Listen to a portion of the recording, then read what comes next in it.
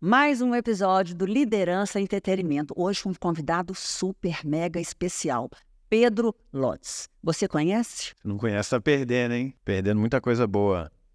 E aí, Pedrão? É isso.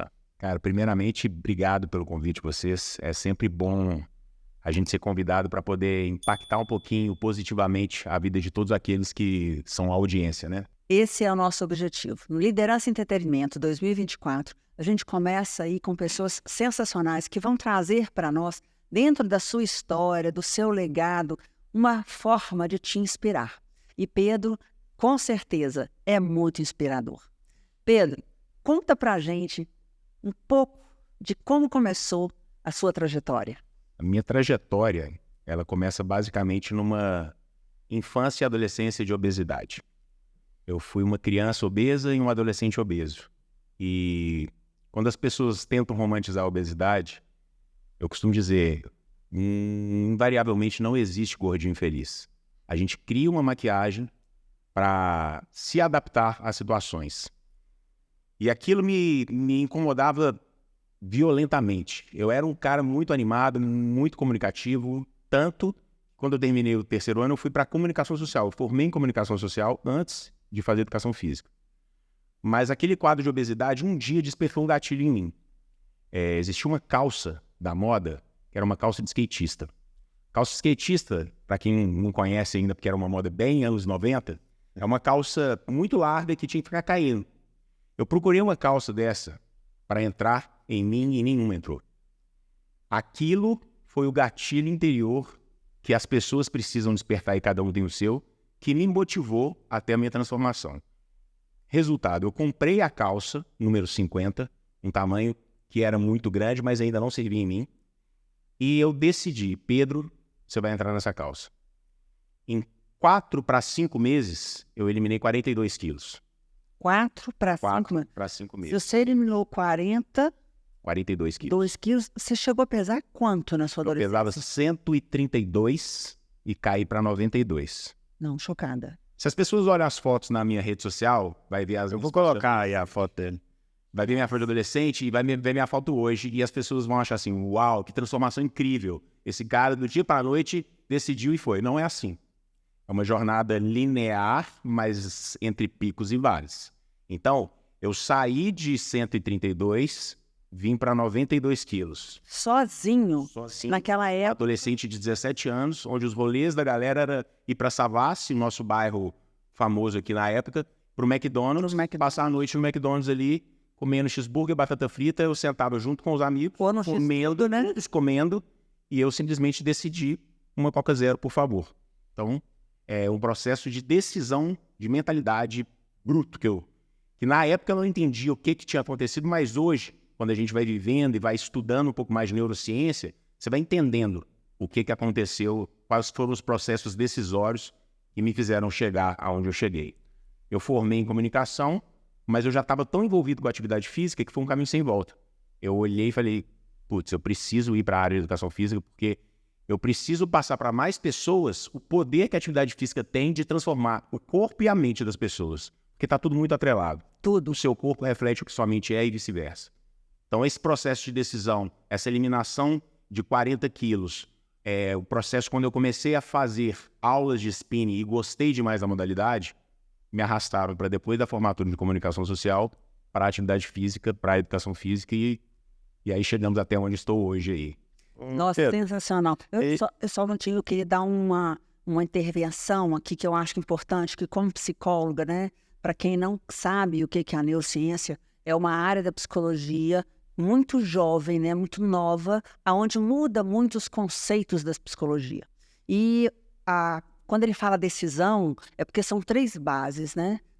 Tudo na vida que você quer transformar, primeiro você toma uma decisão. E por que tantas pessoas falam que querem transformar alguma coisa, como obesidade, e não conseguem resolver e ir até o final? Por quê? Porque a decisão ela é acompanhada por mais 2 passos, que seria a escolha diária e depois você manter essa escolha como contínua. Então, você passa a decisão, quero emagrecer, ok.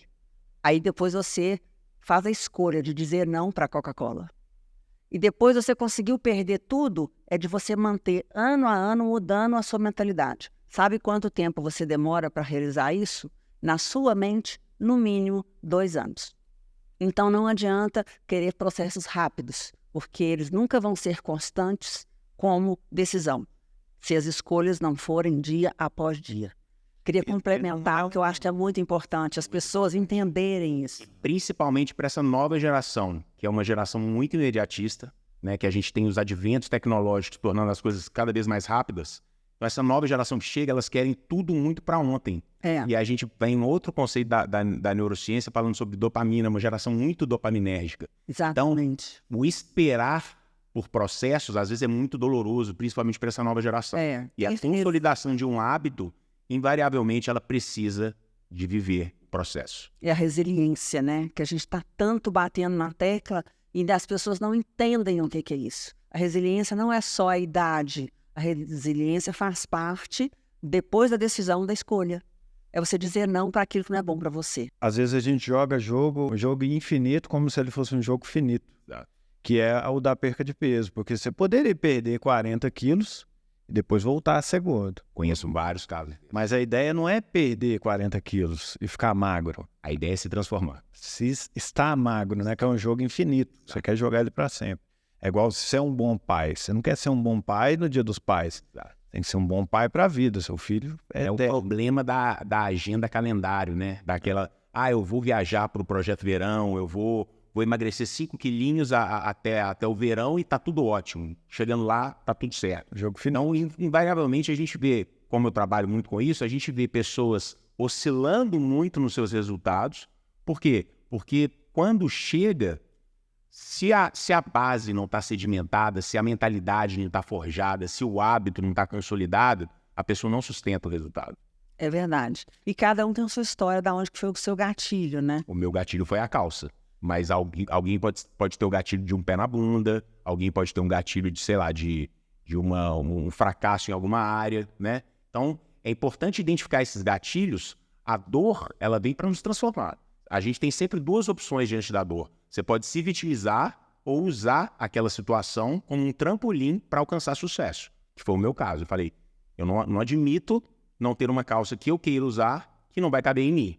Essa calça vai caber em mim. Então, aquela dor que eu senti de não ter uma calça que coubesse em mim, eu transformei num trampolim para, em 6 meses, eu cabe dentro de uma perna da calça. Parabéns. Parabéns. Eu nunca imaginei, te conheço há anos, não sabia da sua história.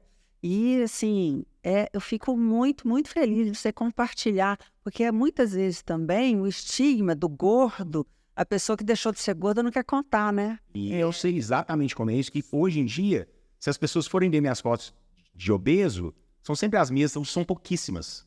Eu não tenho praticamente muitas fotos desse cenário de obesidade. Alguma outra, às vezes eu vou na casa da minha mãe, aí eu acho não, eu preciso dessa foto aqui, porque a gente não tem essa dor, a gente não quer colocar pra fora. Né? Não quer botar pra fora. E aí, fora. hoje em dia, como eu entendi que é um propósito muito forte que pulsa dentro de mim, transformar a vida de pessoas, eu preciso desse Pedro antigo para que as pessoas possam ver o quanto é possível e o quanto uma vida é transformada mesmo quando existe a decisão. E como é que era a cabeça do Pedro obeso?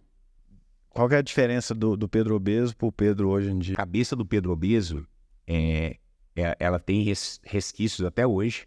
Inclusive, já tratei muito com terapia, mas eu tinha a necessidade da aprovação alheia. Como a gente tem uma autoestima tão fragilizada, eu era o cara que estava sempre tentando animar todo mundo, era um cara... Eles costumam dizer que eu até era muito mais sociável antigamente do que depois da fase que eu emagreci. Mas gente boa. A gente entende isso com uma autoestima tão fragilizada que a gente tem a necessidade de dizer sim para todo mundo. Então, o exercício do não hoje em dia ainda é uma dificuldade para mim, porque existem resquícios daquela psicologia anterior de ter a necessidade de agradar a todos. Então, esse é o ponto mais marcante da minha mentalidade antes e hoje que eu venho transformando. É essa necessidade de ter que agradar a todos para se sentir aceito. Mas eu acho, sabe, Pedro, que isso não é uma coisa só do gordinho, não. Isso também passa por todo mundo de alguma forma, porque todo mundo quer ser reconhecido. Então, eu, na minha história, eu também fui aprendendo aos poucos a dizer não. E agora, quase aos 55 anos, esse ano, para mim, está sendo fundamental. Eu coloquei como propósito, estava até hoje batendo papo aqui, eu e o Julinho antes, do que eu quero e daquilo que eu não quero. E, às vezes, quando você diz não, não é porque você não gosta mais da pessoa, é porque o seu estágio de vida mudou. Então, quando eu penso, poxa, eu vou fazer 55, o meu tempo é o que eu tenho de mais precioso na minha vida. É aquilo que dinheiro nenhum paga, não tem ouro que pague meu tempo. Então, o que eu quero fazer e de que forma eu quero me dedicar ao meu tempo para estar hoje, por exemplo, aqui, fazendo isso? É prazer, é alegria, é satisfação, é deixar realmente algo marcado. Então, eu com a mentoria junto com o Julinho junto comigo como parceiros, como sócios, é eu saber que eu estou fazendo também por ele, o que amanhã ele vai fazer por outra pessoa, e você, consequentemente, hoje, faz por alguém. E essa eu li certa vez, acho que foi num texto do Pietro Manarino, que é a filosofia do avião. Quando as máscaras de oxigênio caem, você primeiro se salva para poder salvar o próximo. Mesmo que seja seu filho. Exatamente. Quando você se coloca sempre em segundo lugar em prol do outro, você se machuca tanto, você não tem condição de servir ao outro com excelência. Então, às vezes, para se preservar, o não tem que ser dito. E uma coisa que eu venho trabalhando muito dentro de mim hoje, o seu não, ele não precisa de justificativa. Não. Você não precisa justificar. Pedro, você pode vir aqui hoje no nosso podcast gravar? Não, porque eu tenho que ir com os meus filhos almoçar e nós vamos... Não, Tarso, hoje eu não posso. Podemos marcar outro dia. Essa necessidade justificativa ainda é uma etapa do meio do processo quando você quer se libertar desse sim a todo instante. É verdade. Você começa a dizer não, mas você justifica. Aí depois quando você fala assim, hoje eu não posso. Mas podemos marcar outro dia. Isso é muito legal. No fundo, todo mundo quer ser amado, né? Exato. Então é aquela... Quanto mais cinza eu falo, mais amado é você. Só que a pessoa não tá te amando. Ela tá amando o que ela vê ali, que não é você. Exatamente, esse é o ponto. E o negócio do tempo é interessante, porque você emagrecendo, você mudando seu estilo de vida, você ganhou mais tempo, né? Você ganha tempo de vida. Você ganhou mais tempo de vida. Você alongou sua vida. Os índices marcadores que a obesidade te traz de menor longevidade. Então, eu costumo dizer que são benefícios de uma transformação. O estético, claro, todo mundo quer olhar no espelho e estar bem. E o estético, ele leva a outros benefícios. Você abre portas. Isso é dado estatístico. Tem um livro que chama Capital Erótico, da Catherine Hakim. Ela fala, pessoas atraentes são mais bem-sucedidas no cenário. Então, você ganha o benefício estético, você ganha o benefício mental, a sua frequência muda, a sua autoestima muda. Isso te leva a melhores relacionamentos e você ganha o seu benefício de saúde. A sua longevidade aumenta. Então, é uma transformação por inteiro. É uma transformação em todos os pilares da nossa vida. Você se sente excluído quando você está com pessoas, entre aspas, normais ou obesas? Hoje em dia não mais, mas eu já me achei um alienígena. Um alienígena? Já me achei um alienígena. Eu tenho um estilo de vida muito diferente das pessoas normais. Eu tenho uns alunos muito disciplinados, eles falam, Pedro, mas se te acompanhar é difícil demais. Você vai para o churrasco, você não vai beber? Não, até bebe, mas eu doso exatamente a tomar 2 dosezinhas de gin. Acabou, o gin acabou a minha dose, acabou a minha cota ali que eu já calculei com o índice de inteligência alimentar, eu já sei quanto que eu vou consumir, então eu estou sempre calculando.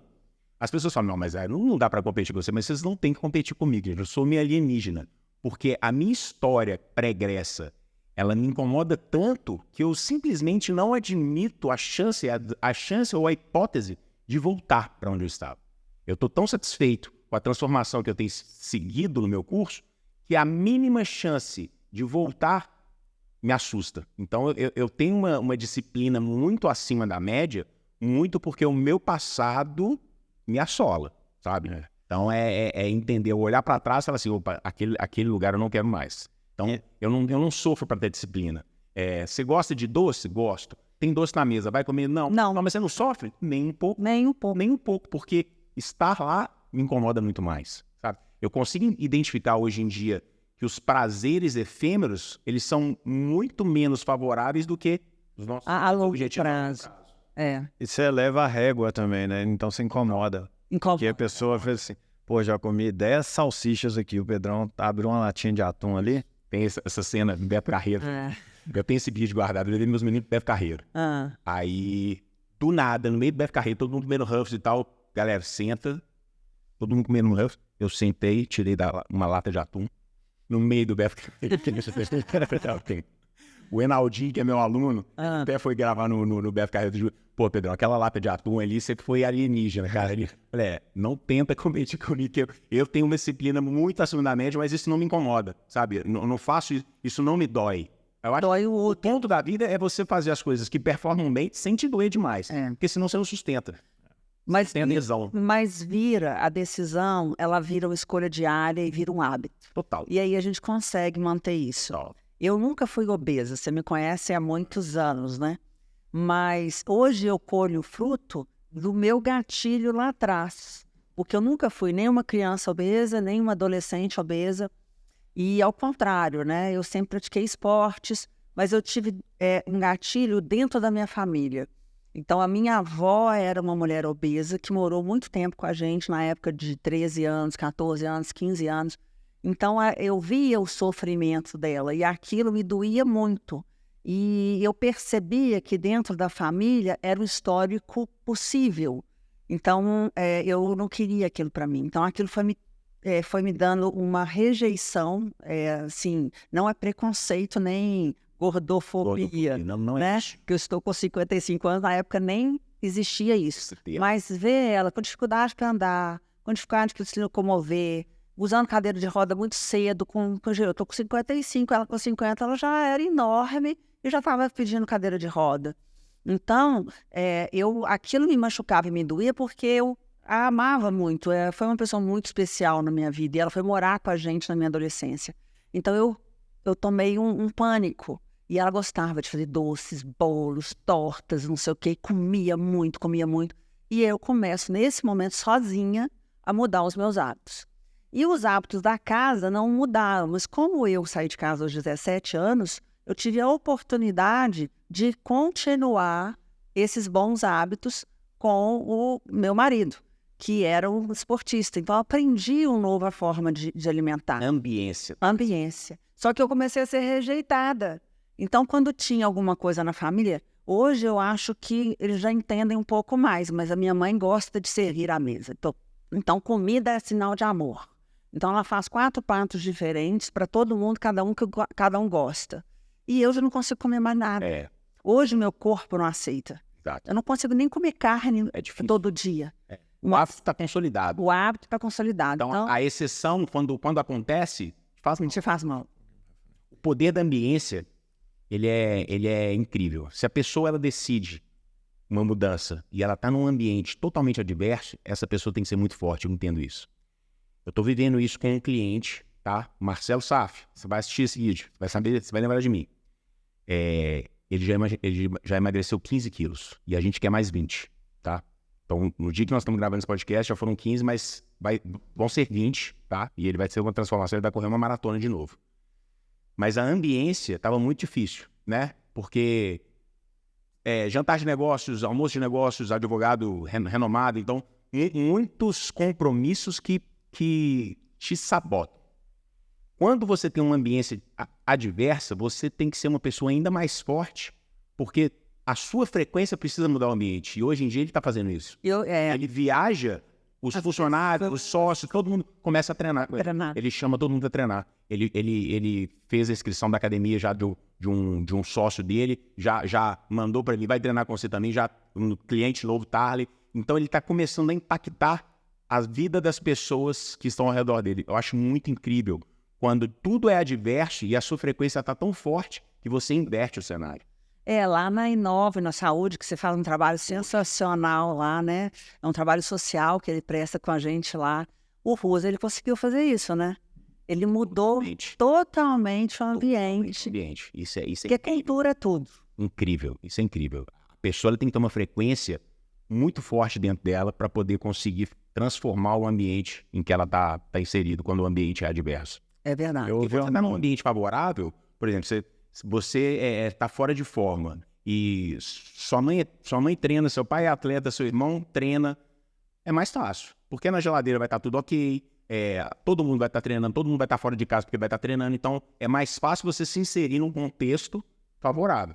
Agora, se está num contexto totalmente adverso, onde todo mundo é sedentário, todo mundo fuma e tal, que é o caso da minha família.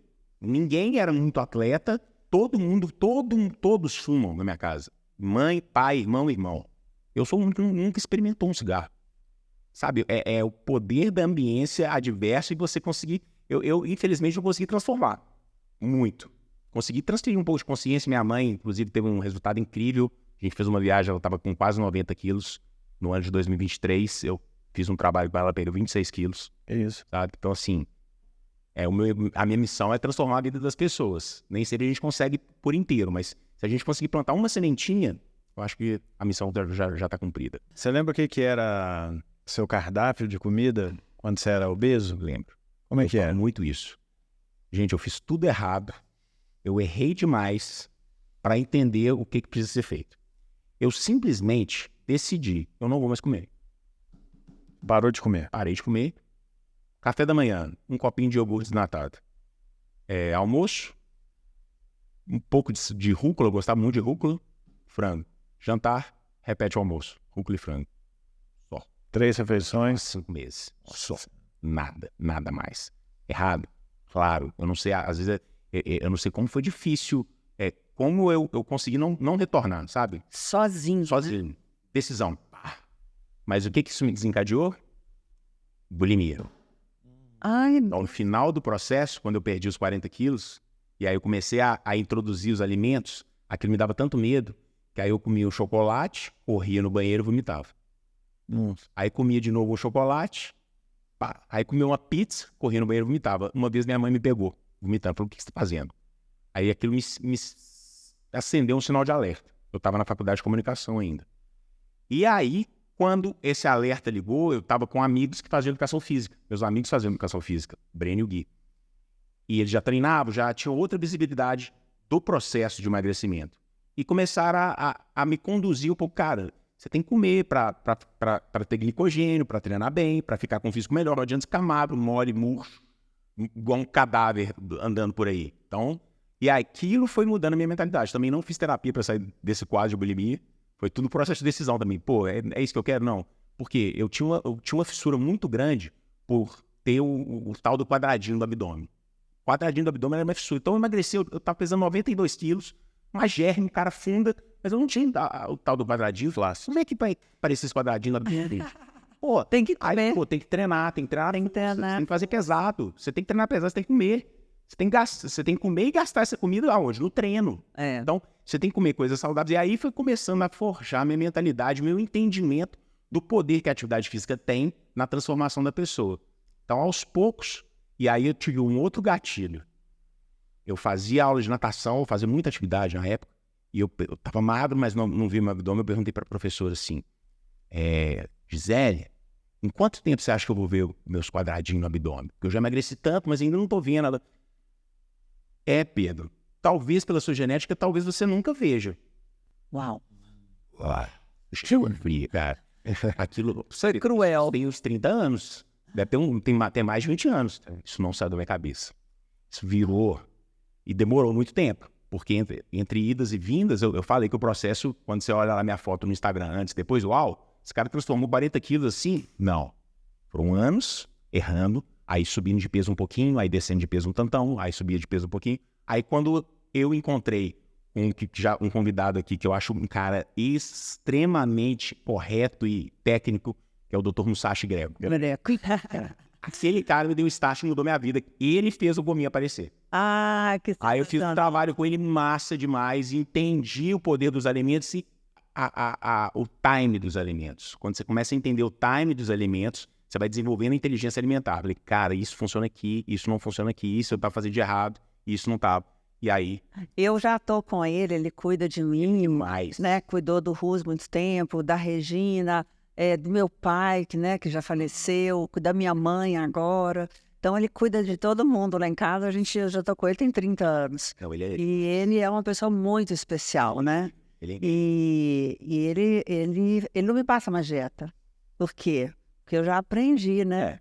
Mas assim, eu já liguei para ele, que eu cheguei de viagem tem 2 dias, falei assim, ó, já tô indo para aí porque eu entrei na menarca, né? Então aí ele aí ele organiza o meu ciclo.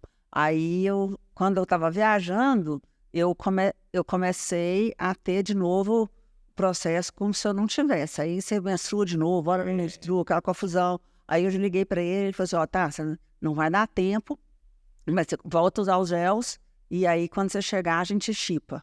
Aí chipa, vou te falar, muda tudo. Muda a minha qualidade de sono, muda a minha tranquilidade. A tecnologia está aí para ser usada no nosso favor. Coerência, com qualidade, com mensuração dos resultados.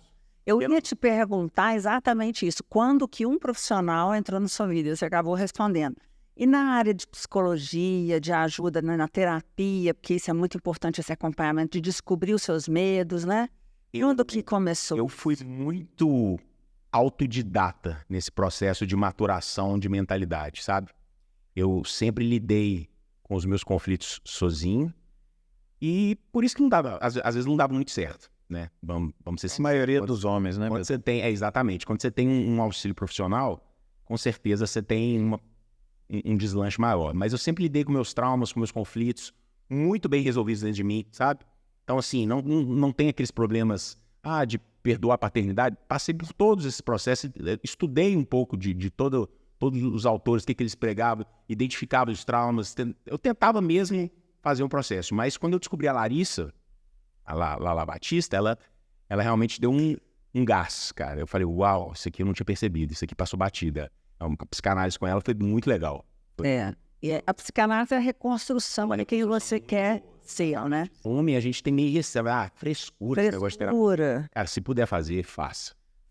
O pessoal fala assim pra mim, assim, psicologia, agora não, tá, gente? Mas assim, há uns 20 anos atrás, quando eu tava com meus 30, o pessoal falava assim pra mim assim, você faz terapia? Terapia é coisa de maluco. Forte. Aí hoje eu tenho uma alegria de falar que os meus filhos cresceram fazendo terapia, eu faço terapia e ainda tenho a certeza que tem muita coisa para eu descobrir ainda de mim mesma. Essa autogestão da emoção, né? Tive essa oportunidade de ser mentorada pelo Dr. Augusto Cury, fez total diferença na minha vida e ainda continua fazendo. Então as pessoas falam assim, nossa, mas você é calma. Não sou calma, ao contrário.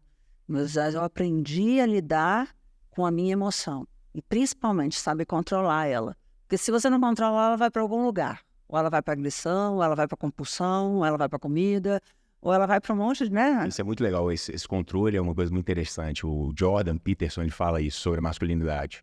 O homem ele tem que ser perigoso, mas ele tem que entender quanto o certo e sucesso é o homem que sabe que é perigoso e controla essa periculosidade dele. E não um homem, como a sociedade atualmente tem tentado colocar os homens, né? Nossa, o homem tem que ser masculino, forte, perigoso, mas com domínio, com controle sobre seus impulsos, para saber usar na hora certa. Exato. Tem um psicopata que falou que ele escolhia as crianças inocentes que ele ia fazer o crime pelo pai, pelo perfil do pai. Se aquele pai ele me parecia inofensivo, eu ia na criança. Agora, se aquele pai me parecer perigoso, eu vou pensar. É papel do masculino ser perigoso, mas controlar os seus impulsos e saber dominar. E faz parte da autogestão. Não, você está falando uma coisa aí, que o papel do masculino, inclusive com as mulheres, né? Exatamente. O povo fica assim, mas você é muito forte, os homens devem ter medo de você. Eu falei assim, será que eles têm medo de mim? Porque eu sou inteligente. Ou se eles são fortes o suficiente? Porque eu sou feminina, eu sou mulher, eu não quero ser homem, não quero tomar o lugar do homem. Mas o homem também não quer tomar o seu lugar. Entendeu? Ele está deixando esse espaço vazio. Então as mulheres aí ficam aí, poxa vida, não tem ninguém, pô, conheço alguém. Porque ele não quer fazer a autogestão dele. O masculino, ou ele está sendo infantilizado, ou ele está sendo afeminado. Afeminado. Totalmente. Está muito difícil. Existem muitos meninos também, adolescentes de 30 anos. Tem muitos adolescentes de 40 anos. Porque eles estão num processo de autorresponsabilidade, de fuga, né? Então, essa sociedade, ela tenta enfraquecer o masculino, ao meu ver, atualmente. E eu acho também um caminho que eu percebo, né, já te conhecendo ao longo do tempo, eu sempre enfatizei isso, né, e a psicologia fala isso, Nós somos um ser, corpo, alma e espírito. E somos um tripé. E isso precisa ser fortalecido o tempo todo. Então, você ter o seu corpo feliz, o seu corpo saudável, você feliz com você mesmo, você ter a sua mente equilibrada, que é uma busca constante, e agora você ter essa força da entrega, de conhecer a força da fé, independente de qual seja a sua religião, mas você entender que a fé é que te move nesse tripé, é muito importante. São os 3 pilares, né? Corpo, mente e espírito. Que eu falo, que eu prego sempre. Oração, leitura e treino. Trabalho os 3 pilares para ter uma vida plena. E quando que você conseguiu encontrar essa plenitude? Eu sempre vivi muito na base do mundo natural, sabe? Então, apesar de ter uma busca muito grande por Deus, pelo Criador, na minha infância, eu vivi um apagão ao longo da minha vida, que até uns 10 anos atrás. E aí, até uns 10 anos atrás, eu tive alguns problemas, algumas adversidades na minha vida. Quando a gente está no buraco, a única coisa que a gente tem que recorrer é a Deus. E aí Deus me encontrou, eu tive um encontro com Deus. E a partir daí, esse terceiro pilar foi se forjando cada vez mais forte.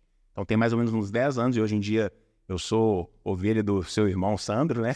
Então, com esses 3 pilares cada vez mais fortes, mas o último pilar a ser descoberto e trabalhado foi o pilar espiritual na minha vida. Tem somente 10 anos, apesar de ter toda uma trajetória de muita intelectualidade. Eu gosto de ler, gosto de estudar, de muito treino, eu me transformei pelo físico. Então, o físico e o mental sempre trabalhando muito, mas o espiritual estava um pouco adormecido. De 10 anos para cá, o espiritual se levantou também, porque eu acredito que um espírito forte torna o seu ser um ser inquebrável e inabalável.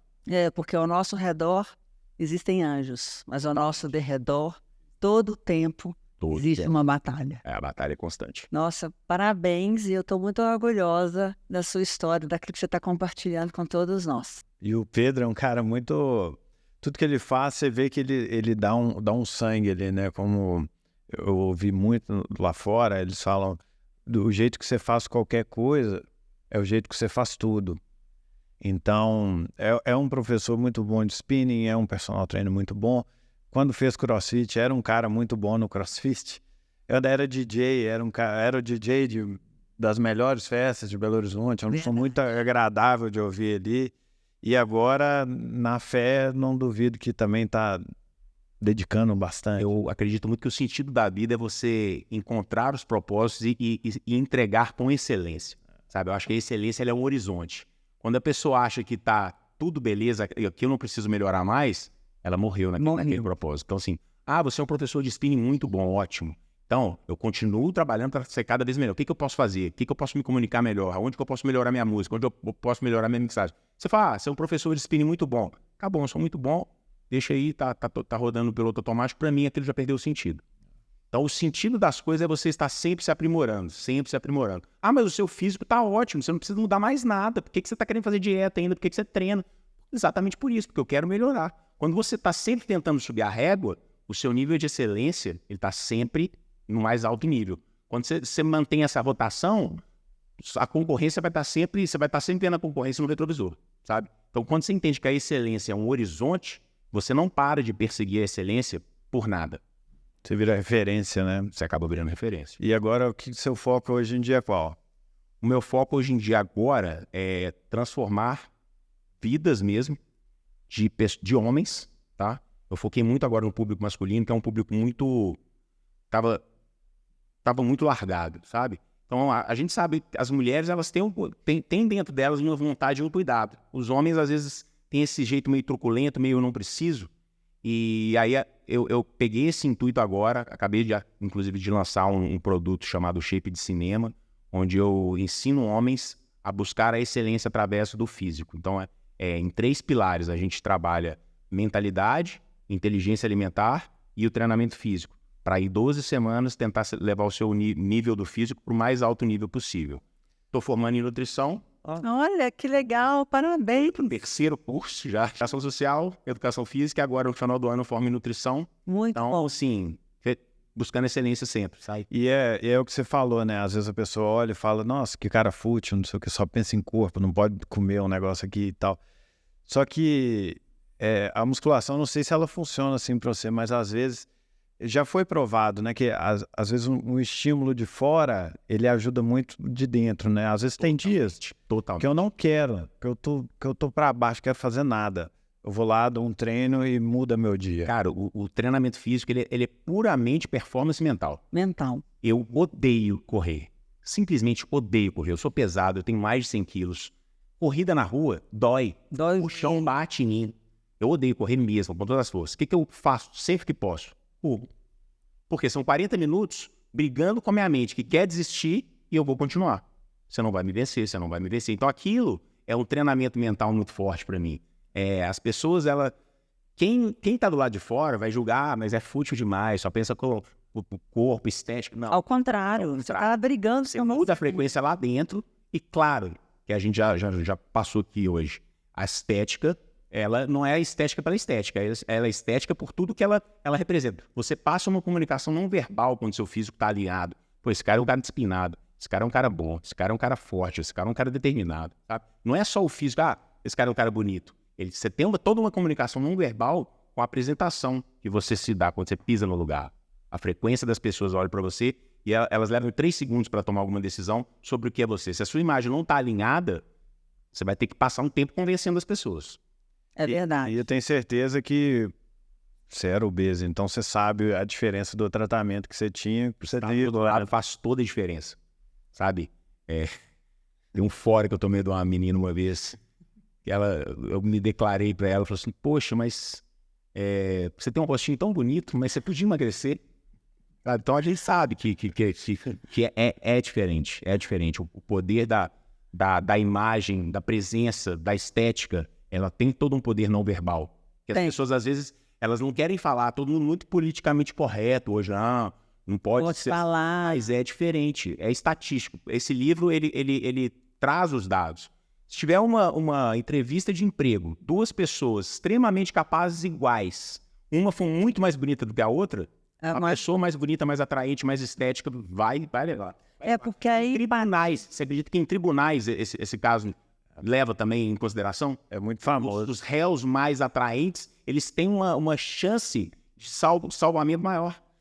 A empatia é o mais importante hoje a ser trabalhado. Exato. Então, às vezes, é claro que o complemento, né, das faculdades, elas trazem para a gente mais segurança e conhecimento. Mas se você só for técnico e não tiver empatia, saber conversar, se colocar, e a beleza, ela não é uma beleza física. Às vezes você não nasceu privilegiado, igual o Pedro, de ter um rosto bonito, uns olhos bonitos, como a menina falou para ele. Mas você pode ser belo sendo a sua melhor versão. Exato. Né? Segunda frequência pela forma que você se veste, sabe? Se preocupar com a aparência. Bom, bonito.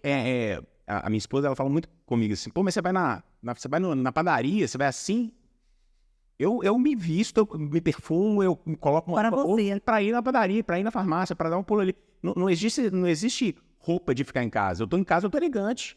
Porque não é para ficar em casa, é para me sentir bem comigo. E quando você tem essa frequência dentro de você, quando você pisa no lugar, as pessoas sentem. Elas sentem. Eu escuto muito isso. Às vezes as pessoas falam assim, nossa, mas você tá sempre arrumada, olha como é que eu tô, porque ela tá se comparando a mim. E mesmo quando eu estou pouco arrumada, vamos dizer assim, o meu nível de exigência, ele já é alto. Agora, eu não sei se você sofre com isso. Eu lido muito bem com a minha auto-cobrança, porque eu gosto de sempre fazer melhor. Mas, às vezes, as pessoas ao meu redor acabam sentindo cobradas também de serem como eu. Por exemplo, os meus filhos. Então, eu sou, para eles, às vezes, excessiva, muito intensa.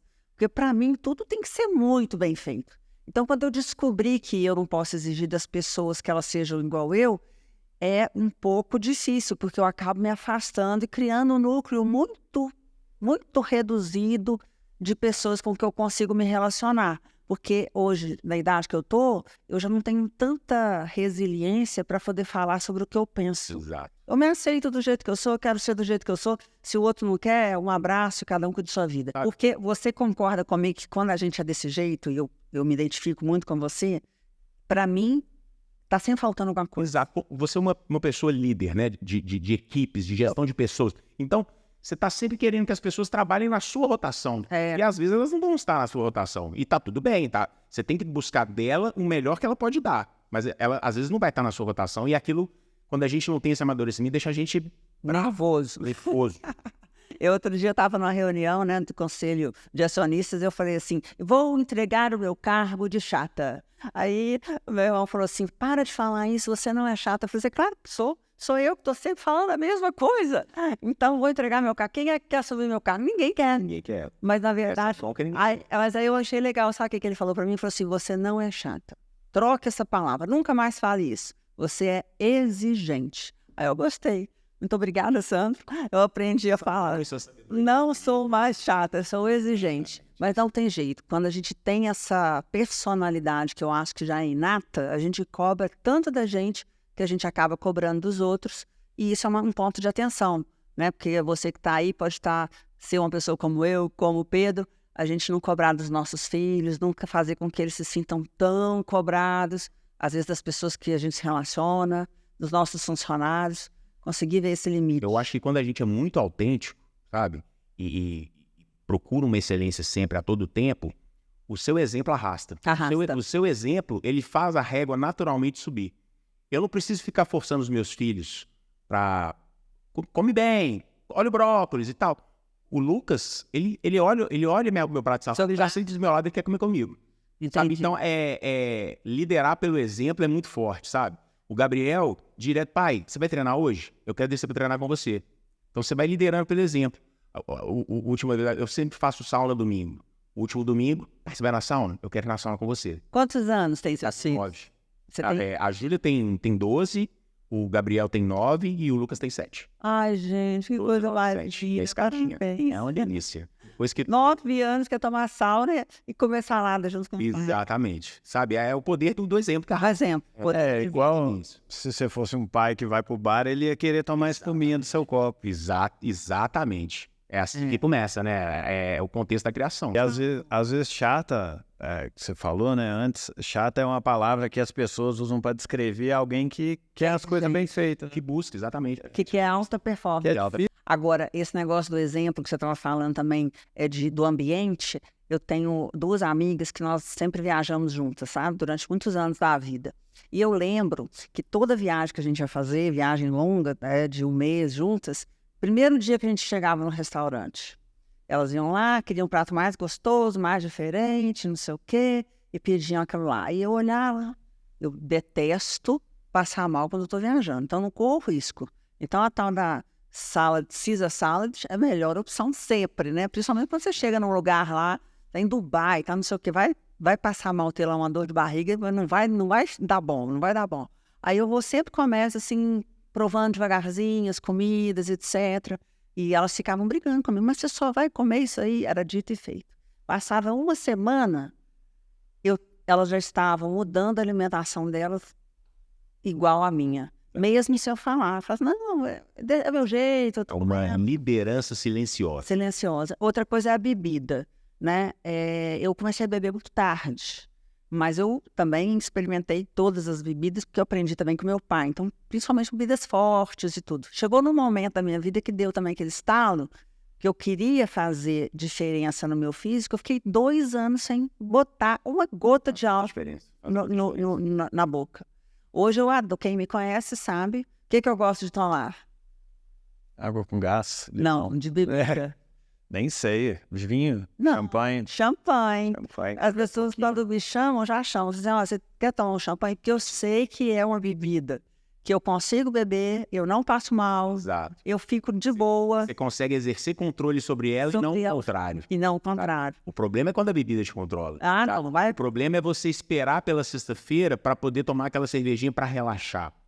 Não tem problema você tomar uma cervejinha para relaxar, mas o problema é você, na segunda-feira, na sexta-feira eu vou tomar uma cervejinha para relaxar. Eu já tive essa experiência, essa fase da minha vida, de ter tanta tribulação que, de repente, eu tava olhando sempre pra sexta-feira, esperando ela pra cervejinha chegar.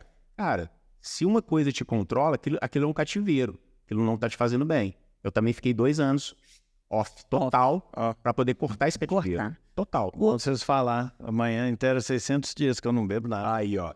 O Julinho é um ótimo exemplo, né? E foi uma decisão também, pessoal. Conta um pouco sobre isso. Você está com 30... Tô com 33 e eu parei, eu bebi desde os 16 aos 31 e alguma coisa. E aí eu só comecei a trabalhar muito lá na Austrália e não tive tempo de beber. Então eu fiquei 6 meses sem beber porque eu não tinha tempo. E aí nesses 6 meses, a partir do 4º mês, eu vi o quanto a minha vida melhorou. Mentalmente, comecei a sonhar, eu descansava. Eu sonhava às vezes quando eu bebia, no fim de semana, eu sonhava e eu acordava cansado. Eu não descansava. E aí eu vi que eu comecei a sonhar e gostar do meu sonho. E aí muitas outras coisas foram melhorando, minha fala foi melhorando, meu entendimento do inglês foi melhorando, meu relacionamento com as pessoas foi melhorando, o jeito que eu controlava meus sentimentos foi melhorando, eu não perdia a paciência mais. Perdendo controle sobre as coisas. Isso. E aí deu 6 meses que eu fiquei sem beber, eu bebi que era despedida de uma amiga minha. Eu bebi, enchi a cara, eles adoraram. E depois no outro dia eu passei mal demais e falei assim, parei de beber. Aí decidi parar, porque eu fiquei 2 semanas para eu retomar no nível que eu tava, entendeu? Mentalmente, fisicamente, fiquei uns 2 dias sem treinar, fiquei sentindo doente mesmo, minha ressaca. Você tá tratando de... Esse é um assunto muito polêmico. Todo mundo pergunta, mas e aí, pode beber ou não pode beber? É polêmico no físico, é polêmico no espiritual. No espiritual. É polêmico em todas as áreas. O álcool é polêmico em todas as áreas.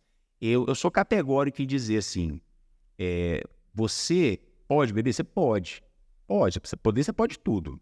Mas o quanto? Nem tudo te convém. O quanto de controle você tem sobre essa situação? Sabe, qual é o preço que você está disposto a pagar para dar esse passo?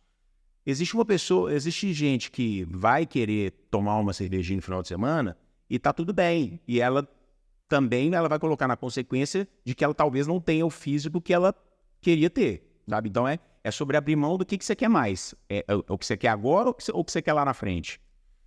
Bebida, não existe dose segura de álcool. Não existe. Uma dose, tá bom? Não existe. Não existe. Porque é muito individual, cada um responde de um jeito. E depende não tem como você falar assim, você pode tomar 3 taças de vinho que tá tudo bem. Eu não sei. Não sei se a taça aguenta, não sei se você aguenta. Não sei quem é você. Então, a pessoa ela tem que ter um autoconhecimento muito forte para perceber que aquilo não está controlando ela, que aquilo não está debilitando ela. Inevitavelmente, você vai ter uma redução do sono de qualidade, uma redução da performance física, uma redução cognitiva, dependendo dos níveis que você vai ingerir. Tem pessoas que toleram mais, tem pessoas que toleram menos, não dá para saber. Então, o melhor é você tentar exercitar o máximo de controle sobre a bebida alcoólica para que ela nunca, jamais te controle. O álcool é a única droga que, se você não usar, as pessoas vão te julgar. A pressão social é muito forte. A pressão social é muito forte. Eu lembro que quando eu fiz esse compromisso comigo, né, foi um compromisso espiritual, que eu fiz uma promessa de ficar sem beber. Então, pouquíssimas pessoas me conheciam e pouquíssimas pessoas sabiam que aquilo ali era um propósito espiritual. Então, os meus filhos sabiam. Mas eu sempre participando de muito evento, essas coisas, comer em evento eu já não como, porque eu sempre como em casa, que eu prefiro chegar lá e não comer. Porque, às vezes, tem coisas que eu não tolero mais, eu não consigo comer, né? Não, é que eu não quero, eu não consigo mais. Então, a bebida, quando eu comecei a dizer assim, eu não tô bebendo, eu tive que no começo, até fico com vergonha de falar isso. Eu falar assim, não, porque eu tô tomando antibiótico. Exatamente. Então, é o não justificado. É o não justificado. É o não justificado. Né? Pra que isso? Então agora eu vou compartilhar uma dica para quem tá querendo parar de beber e não tá aguentando a pressão social. O famoso gin tônica é um drink maravilhoso. Porque o gin emagrece? Não tem nada disso. A tônica zero, por já ter o seu amargor, você passa da pressão social tranquilamente. Eu passo por vários eventos tomando apenas... Eu chego no barman e falo assim... Eu chego no barman e falo assim, sabe um gin tônica com bastante limão? Você faz um pra mim sem gin, por favor? Tônica zero com limão. E as pessoas estão te vendo com um copo na mão, ninguém vai te encher o raio do saco. Você vai ficar tranquilo no seu propósito alimentar, dietético, e não vai ter a pressão social da galera. Então, tônica zero... ali no combo do falso gin, é verdade. É a solução para a galera que quer quer estar socialmente, não quer beber e não quer sofrer pressão. E é aquela também, né, Pedro? Quando você está no início ali, é difícil você falar esse não, né? Muito difícil. É difícil. E quando você começar a não beber, muita gente eles se oferecem para pagar o seu drink. Fala assim, não, vou descer uma garrafa aqui, você precisa beber. O nível sabotador das pessoas vai no grau máximo. Vai. Você fala que não está fazendo alguma coisa, o nível sabotador de todo o ambiente vai no grau máximo para você ser testado. É assim no físico, é assim na fé, é assim em qualquer Em lugar, tudo. né? Em tudo. Quando você vai, o Julinho, vão na igreja amanhã, o Julinho nunca foi na igreja, eu vou. Pedro, tive um imprevisto, bateu o carro, sabe? Sempre acontece alguma coisa. A adversidade sabotadora, quando você toma decisões, ela sempre vem para testar os seus limites. É a resistência. Assim que a banda toca. É assim que a banda... É resistência. Tem um livro muito legal, chama War of Art. Ele fala sobre a resistência, que tudo que você vai fazer que está numa frequência acima de onde você está, apresenta uma resistência muito grande. De romper a bolha, né? Isso. E tudo que você vai fazer que está abaixo, porque igual se eu quisesse beber, eu falo assim, eu quero beber, vai aparecer uma garrafa de gin na minha frente e grátis. Descer o nível é fácil. É muito fácil. Descer o nível é fácil. Só que sempre que você experiencia essa resistência, então quer dizer que vale a pena o que você vai fazer, entendeu? Seja no fitness, seja no... Cara, quando você fura a bolha em prol de performance, de excelência, de resultado, é um caminho meio que sem volta. Pô, você parou de beber 2 anos, você olhou pra trás, aí você bebeu. Você fala assim, putz, cara, não faz sentido isso pra mim. Não faz sentido. Então, hoje em dia, eu sou um cara que bebe muito, muito pouco. E eu olho pra trás e falo assim, meu Deus, como eu bebia. Eu achava que não. Eu achava que não. E eu era o cara que reclamava. Eu fiz uns stories esses dias que o sábado chegou e todo mundo parece que faz tudo certo de segunda a sexta. Aí chega no sábado, chuta o pau. Fecha a cortina e deixa o pau quebrar. E aí na segunda-feira eu falo assim, mas eu faço tudo certo e não tem resultado. Cara, o sábado e domingo ele faz parte da sua semana. Então, e eu era esse cara. Eu achava que estava fazendo tudo certo. O tal do gominho não aparecia. Por que o tal do gominho não aparece? Porque o sábado e domingo faz parte da sua semana. Então, se você faz tudo certo de segunda a sexta, no sábado e no domingo você fecha a cortina e come e bebe como se não houvesse amanhã, você remou 3, 4 dias para trás. Exatamente. Entendeu? Então você fica patinando naquela... Igual aquele sonho de areia movediça, você patina e não sai do lugar. Por quê? Você está jogando tão baixo na hora que era para você estar performando, que o seu resultado com certeza vai te mostrar lá na frente que você está fazendo alguma coisa errada. Então quando a pessoa fala assim, eu estou fazendo tudo certo, mas eu não melhoro, fala assim, olha, você me desculpa, mas você não está fazendo tudo certo. Se a gente escrafunchar esse cenário, a gente vai ver que tem alguma coisa errada aí. Isso é muito interessante, porque o que o Pedro está falando é a questão dos efeitos sabotadores que nós fazemos com nós mesmos. Porque é muito fácil colocar a culpa no ambiente, na reunião de trabalho, naquilo que está acontecendo no mundo, ao seu redor. Porque teve uma festa de casamento, enfim. Aí você sempre joga para o outro, porque o ambiente é que não está deixando você auto-performar. Mas, na verdade, ninguém pode controlar você, nem mesmo. Você não pode se escravizar nem para você mesmo. Porque o seu cérebro ele é tão poderoso, que ele coloca em você desejos daquilo que é mais fácil. Prazer, por exemplo, em comer um chocolate. É tão imediato o prazer que ele faz com que você sinta o desejo do chocolate e ele te auto-sabota. E você permite, eu estou com um desejo enorme de comer chocolate porque eu estou na minha semana pré-menstrual. Isso aí é conversa. Entendeu? Isso não tem. Porque se o seu cérebro está pedindo isso, vai fazer ginástica. Eu falo de mentalidade, é o seguinte, a gente precisa estar com posse de presença o tempo todo. Sabe? Aquele conceito de mindfulness. Sei. Porque se você se entrega num piloto automático, o seu cérebro te prega a peça, te joga a informação do chocolate, você come o chocolate, quando você viu, você já comeu. Já comeu. Já era. Justifica. Então, se você está na posse de presença, você entende que aquilo ali é um sabotador. Você consegue identificar o sabotador antes de ser sabotado, sabe? Por isso que é muito importante você estar o tempo todo consciente das coisas que você faz. Eu estou com um cliente para começar a trabalhar amanhã, que ele está nesse ponto. Eu não consigo descer meu percentual de gordura de jeito nenhum. A dieta está certa, o treino está certo, e por que eu não desço? Ele não treina comigo, não faz dieta comigo. Então vou bater um papo com ele. Cara, você precisa de ter posse de presença. Você está escapando em momentos... E a mente é tão maluca que ela te faz escapar e você não percebe e você a gente fica... Não, você apaga. Aquele chocolatinho que eu comi, não, aquele ali não conta. Não é nada. Né? Então, são 3 castanhas para comer. Você coloca 8, não é castanho. Você não sabe que aquilo tem um grau calórico, tem uma palatabilidade muito alta. Então, existe um perigo muito grande com o paladar, né? As pessoas falam que o açúcar vicia igual a cocaína. Balela. Gente, para de acreditar nesse terrorismo nutricional. O terrorismo nutricional é feito para engajar, é feito para gerar like e é feito para prender a sua atenção em troca de vender alguma coisa lá na frente. O açúcar não vicia igual a cocaína. Claro que não. Só que ele gera um prazer dopaminérgico e a palatabilidade, o doce, ele tem, aí é ciência, ele causa descontrole alimentar. Então, ele entra com a compulsão. O sistema de doce, então, às vezes até com adoçante. A pessoa, mas eu estou tomando um cafezinho docinho aqui com adoçante. O paladar doce pode te levar a um mecanismo de descontrole. Não é compulsão. Compulsão alimentar é uma coisa muito séria, é a pessoa comer até morrer. Mas o descontrole alimentar. Você toma um cafezinho mais doce, aí você pega um biscoito. Aí você pega outro negócio ali. Sabe, aquele paladar que você quer sempre estar satisfazendo o paladar. Esse descontrole alimentar, ele é muito desencadeado pelo sabor do doce no nosso cérebro. Então, o café sem açúcar faz milagre? Não.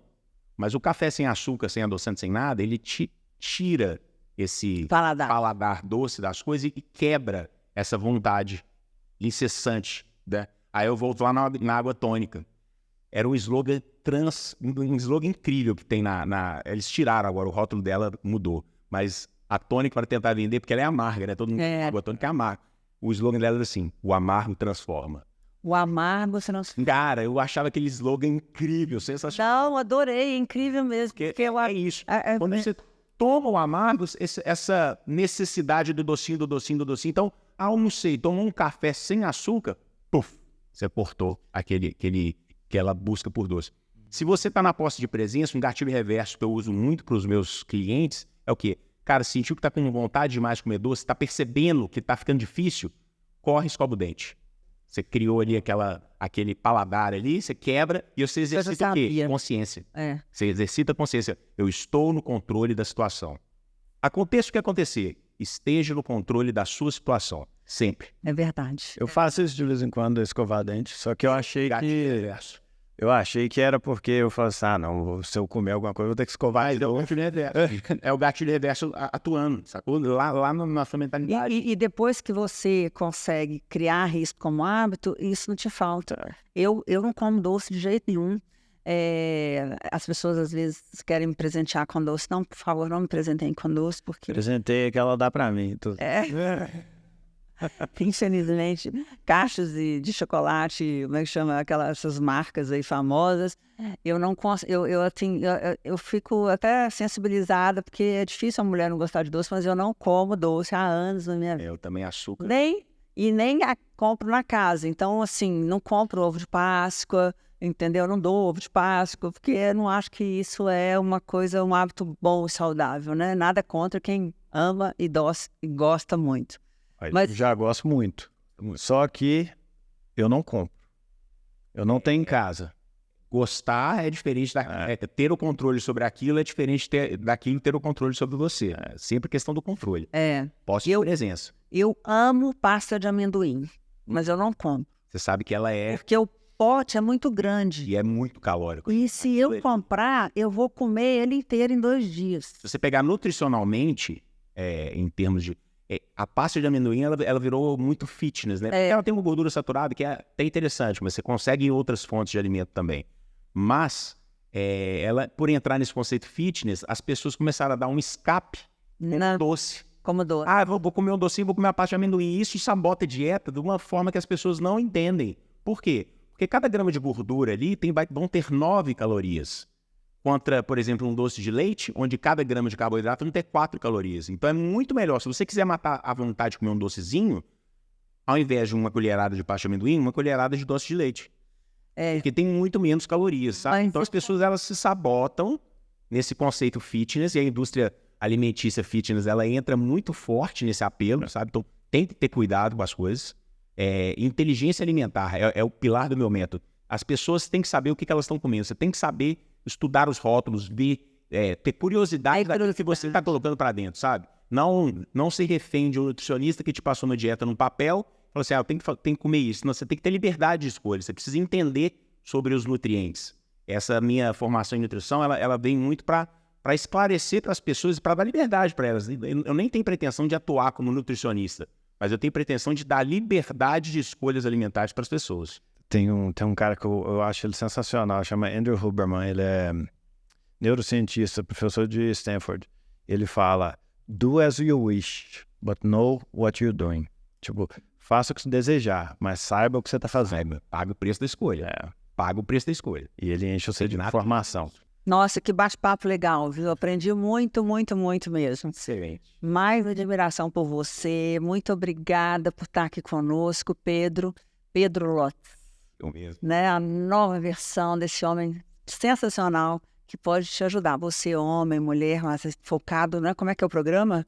O programa que a gente fechou agora foi o Shape de Cinema. Shape de Cinema. 12 semanas para levar o seu físico. E eu vou Assim te os falar... artistas da Marvel fazem para entrar no set de Hollywood. E eu vou te falar que essa minerada aí, esses homens estão precisando, viu?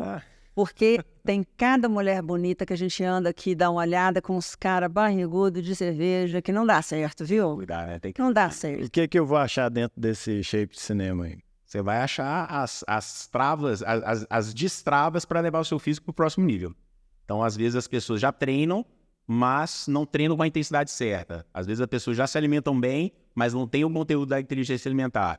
Às vezes, a pessoa não tem a persistência para seguir. Então, dentro dos pilares de mentalidade, inteligência alimentar e a rotina do treino, ela vai ajustar a intensidade do treino, vai entender o que ela está colocando para dentro e vai trabalhar a mentalidade dela para manter a consistência a longo prazo. E esse programa é para treino diário ou ele é... Um infoproduto, ele é seguido em etapas, né? Como são 12 semanas, são 4 semanas no microciclo 1, onde a pessoa treina 3 vezes por semana.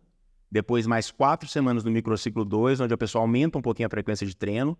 E no último ciclo ela treina um pouco mais, mas não quer dizer que ela vai gastar muito tempo. São treinos mais enxutos, treinos mais curtos, porque uma desculpa que as pessoas às vezes falam para não treinar é a falta de tempo. Só que a falta de tempo ela pode ser justamente o fator que vai melhorar a sua performance. Se o seu tempo está apertado e você tem um treino, por exemplo, 30 de 1h30 que você consegue performar em 30 minutos, é claro que esse treino foi mais eficiente do que o treino de 1h30. Entendi. Então, se você condensar o seu treino, é o que a gente chama de fator intensidade. Quando você controla essa intensidade e joga ela para cima, você tem resposta positiva. Então, as pessoas que usam a desculpa, eu só tenho 30 minutos para treinar, fica muito apertado para mim. Cara, usa esses 30 minutos a seu favor, treina, faz o que tem que ser feito. E também não é só não ter tempo. Tem gente que realmente não gosta da atividade. Não gosta. Aí né? é melhor ainda. Aí é melhor. Eu tenho um cliente que nós fechamos agora o primeiro ano, ele virou para mim e falou assim, cara, eu vou te ser sincero, eu só estou com você há 1 ano porque os nossos treinos têm 30 minutos. Entendi. Eu não tenho saco para isso aqui. Você me dá tudo que eu preciso, 4 vezes por semana, por 30 minutos e tá ótimo. Tá comigo há 1 ano. Ele nunca teve tanto tempo de adesão na academia. Então, assim, as pessoas, elas procuram motivos para não fazer as coisas que têm que ser feitas. E vai ser lançado quando? A gente já fechou o primeiro lançamento e aí vai me acompanhando aqui que daqui a pouco vai... Vai ser online ou... Online. Então online. Fecha turmas. Que legal. Achei que fosse personalizado. Não, fechamos as turmas e agora vamos trabalhar a turma 1, fazer os resultados dos primeiros membros e aí vamos abrindo turmas. Pode entrar mulher? Não, só homem. Esse produto é mais voltado para homem, porque o estilo do treinamento, as capacidades físicas e estéticas que a gente prioriza nesse programa é para homem, né? Entendi. Vai entrar em cena daqui a pouquinho um programa de emagrecimento e também um programa feminino. Então, a ideia é criar uma esteira de produtos, né? Bacana. E vendo agora que você está estudando nutrição, que você já mudou seu corpo, tudo que você já fez vendo seu background, você tem alguma lista de alimentos para eu comer no dia a dia que eu vai no mercado e compra essas coisas, que você vai estar bem assessorado. Dentro da alimentação, o que a gente precisa entender? Densidade calórica. As pessoas erram muito por causa da densidade calórica. O que é a densidade calórica? É a quantidade de calorias que tem dentro de um volume. É a matemática. Matemática. Então, por exemplo, frutas são extremamente benéficos.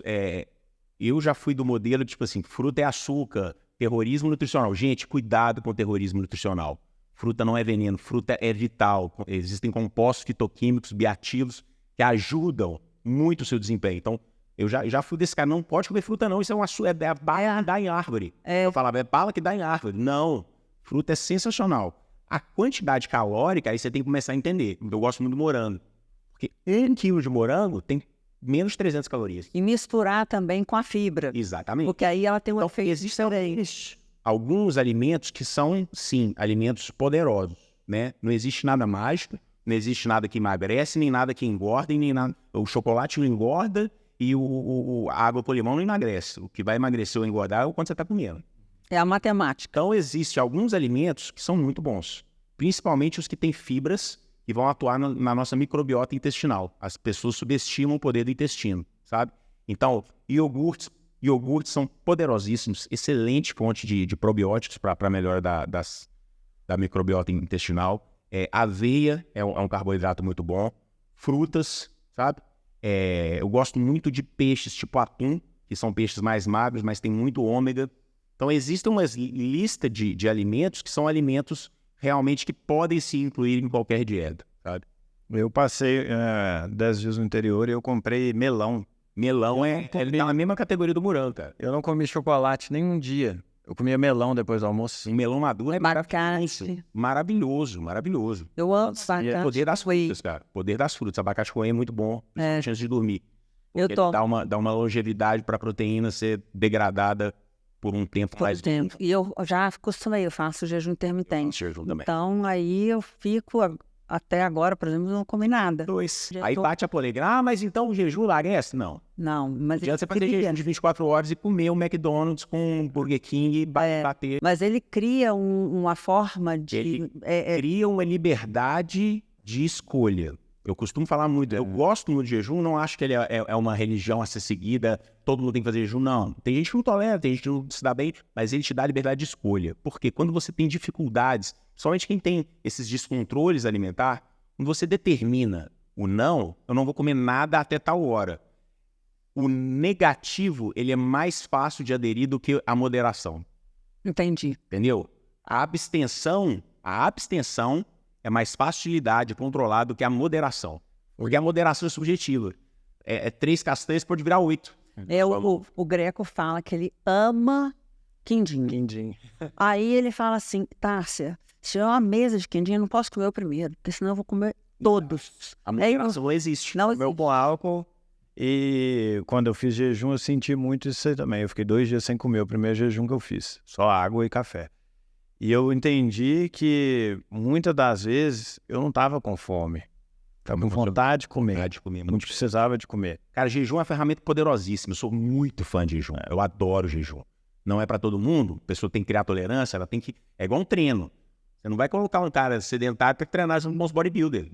Pô, você vai... quer tentar? Faz 8, faz 10, faz 12. Eu fiz um propósito há algumas semanas atrás. Eu fiquei 5 dias me alimentando uma vez só por dia. Então, a cada 24 horas, ou seja, eu só jantava todos os dias. Aquilo te dá um poder de controle. Aquilo te dá concentração. E aquilo te dá um poder espiritual que é absurdo. Porque toda hora que dava uma vontade de comer, uma fome, um aperto, orava. Então, me conectava, me aproximava do sobrenatural. Então, fortaleceu todos os pilares que eu precisava. O mental, o físico, concentração e o espiritual. É uma ferramenta, não é dieta, jejum é uma estratégia, sabe? Isso aqui é muito importante as pessoas entenderem. Não, jejum intermitente, vou fazer um jejum e vou emagrecer. Não, é estratégia. Você precisa saber que horas usar, o quanto usar e como usar. Mas pode ser um hábito, né? Porque pode ser um hábito. Para mim é um hábito. Se adapta e aí tudo bem, aí vira o seu estilo de vida. E aí você vai ajustar mais peso. E aí você vai ajustar toda a sua distribuição de nutrientes para a janela que você tem de alimentação. Para a janela que eu tenho. E a cabeça fica limpa, né? Fica. Clareza mental, clareza de raciocínio. Eu, por exemplo, trabalho, reuniões, eu vou só de jejum. As refeições muito ricas em carboidratos, elas pelo desencadeamento da insulina, elas geram uma letargia, que a gente chama de letargia pós-prandial. Que é aquela sonolência, aquele efeito mais cansativo, né? Que o corpo libera os hormônios para te dar uma bodada. É impressionante. Então, quando você está nessa abstenção, né, nesse jejum, você fica com os hormônios controlados, mais alerta, mais focado, mais concentrado. E carboidrato também eu já cortei da minha vida. Eu já fui de uma fase muito low carb, mas hoje em dia eu entendo a importância do carboidrato. Eu acho que ele tem um papel, ele tem uma função, ele tem uma forma de ser utilizado. O meu físico não responde bem com muito carboidrato e isso é muito individual. Tem gente que vai precisar de muito carboidrato para performar bem e para ter um físico bom. São vários indicadores que a pessoa tem que ter de sensibilidade à insulina e tal. Isso é muito individual. Eu funciono bem com um carbo mais baixo, mas com um carbo tão baixo eu não funciono tão bem. Meu físico não fica um físico muito denso, que a gente chama de duro, sabe? A estética não fica tão ajustada. Fica mais, que a gente chama no bodybuilding de flat, assim, mais mole, sabe? Eu tô trabalhando agora que eu quero envelhecer slim, né? E aí, o que acontece? Se eu uso muito carboidrato, ou até faço uma dieta de 1000 calorias, eu viro batatinha rapidinho, né? O músculo sai, mas eu fico forte demais. Aí, chegou uma época que eu já treinei com quase todo mundo, né? Então, teve uma época que eu não tinha uma roupa que abotoava. Aí eu falei assim, bom, vou ter que perder. As pessoas, elas têm medo do carboidrato muito por isso. Porque elas vão associar esse aumento na balança, esse aumento de peso e de circunferência à gordura. E às vezes não é isso. É porque a molécula de carboidrato, ela é puxada com a água para dentro do músculo, formando o quê? O glicogênio. Então a pessoa ela fica mais forte, com mais massa muscular, e isso gera mais peso, e isso gera uma circunferência às vezes até maior. Então, às vezes as pessoas criam um terrorismo nutricional em cima do carboidrato, colocando ele como um vilão, por causa o aumento do peso. Seu peso vai aumentar porque você está com mais músculo. Seu peso vai aumentar porque trouxe mais moléculas para dentro daquele músculo, sabe? Não quer dizer que você está ganhando gordura. Não, eu fiz isso, eu gostei na época, perdi os meus vestidos quase todos, porque eu fiquei com as costas muito largas, mas hoje eu tomei uma decisão, porque eu já sou alta, tenho 1,75 m, então se eu fico muito forte, eu não fico tão feminina do jeito que eu gosto. Então, aí eu falei com o Greco, agora sim, daqui até os 60, vamos trabalhar a força. E o estético, né, ele é muito individual. O que eu quero? O que eu gosto? O que eu gosto? Do que a pessoa quer alcançar, né, naquela etapa do processo. É verdade. É muito nessa linha. Ótimo. Bom demais. Esse é o tipo de conversa que eu queria ter no domingo, hein? Nessa segundona, legal do jeito. Muito, muito, muito obrigada, Pedro. E qual o último recado final que você deixa aí para todo mundo que está te assistindo? Deixa uma mensagem aí de motivação de um 2024, aquilo que você acha que é importante. Primeiramente, obrigado pelo convite. Eu realmente já acompanho desde o nascimento esse projeto. Torço muito, oro muito para que ele tenha sucesso cada vez mais exponencial. Amém. E é muito feliz mesmo de estar aqui com o convite hoje. Para você que está aqui me assistindo, nunca duvide do seu potencial. Nunca se subestime. Saiba encontrar forças dentro de você sempre para buscar a excelência. Não se vitimize e use cada adversidade como um trampolim para buscar a sua melhor versão. Muito obrigada. Parabéns. Com Pedro Lopes.